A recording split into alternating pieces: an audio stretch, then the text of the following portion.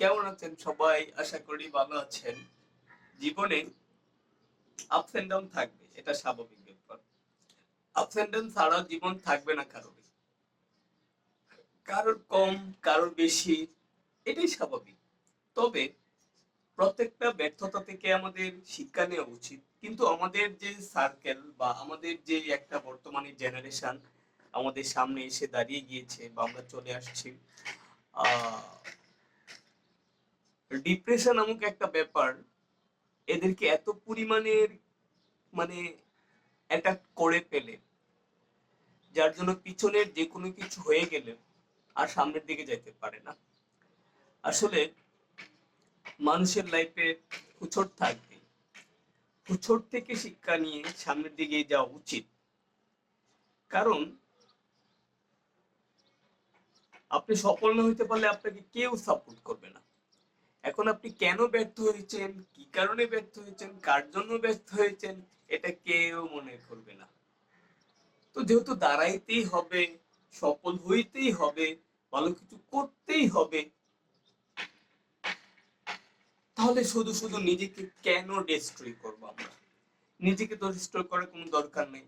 নিজেকে ডেভেলপ করতে হবে।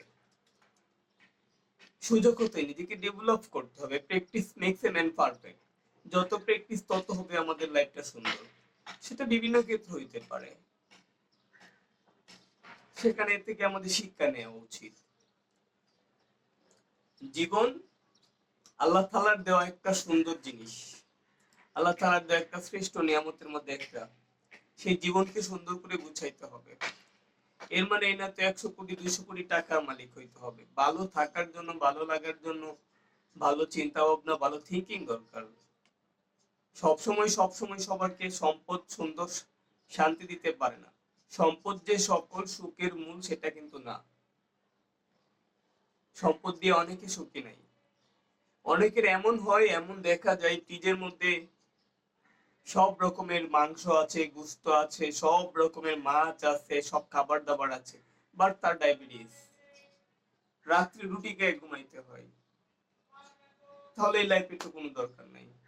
আবার অনেকে দেখা যায় দিন শেষে রাত্রে সারাদিন পরিশ্রম করে, ডে লেবারি করে, 400 500 700 টাকা ইনকাম করে, বউ বাচ্চা নিয়ে সুন্দর করে রিল্যাক্স ঘুমিয়ে গেছে, সকালে আবার উঠে কাজে চলে গেছে, কোনো প্রবলেম নাই, কোনো কিছু নাই। তাহলে এত হতাশার কি আছে? যেখানে আল্লাহ তাআলা আমাদের নিজে রিজিকের ব্যবস্থাপনা করে দিয়েছেন আমাদের জন্মের 50,000 বছর পূর্বে।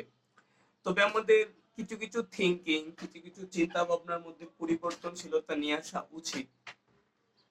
এটা হয়তো অনেকে একটু আগে নিয়ে আসে, অনেকে একটু পরে নিয়ে আসে। যাক, আলহামদুলিল্লাহ, আল্লাহ তাআলা সবাইকে সুস্থ এবং সাবলীল রাখার চেষ্টা করুক। সবাই ভালো থাকবেন, সুস্থ থাকবেন।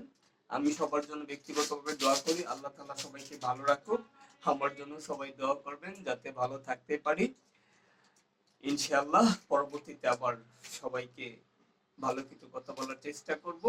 যদি আমার কথাগুলো ভালো লাগে অবশ্যই কমেন্ট করে জানানোর চেষ্টা করবেন সবাই।